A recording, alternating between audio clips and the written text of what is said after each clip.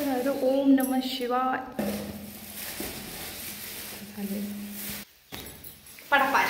ओम नमः शिवाय. आशीर्वाद देते तुम्हाला. ओम नमः शिवाय.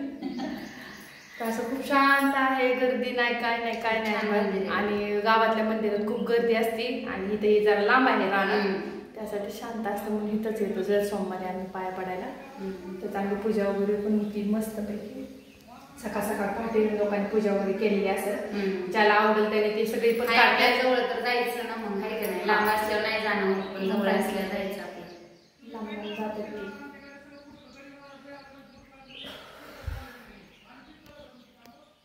बाहेरून मंदिर किती छान केलं आता, पहिलं होते साधी.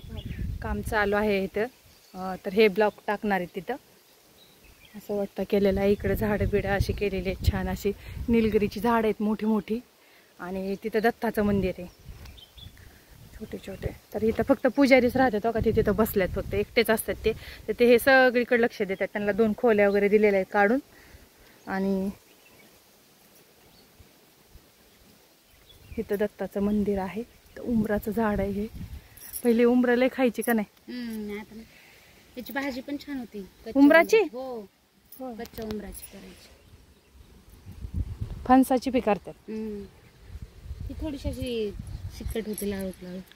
तिकडून चला की. ती लय करतात, ज्याला माहिती आहे त्याला. गावात लय करतात ते फणसाची भाजी ती. तर चला, असं कुठं काही झाडं वगैरे लावतात ज्याचे त्याचे आणून सहकुशीने काही करतात आपले.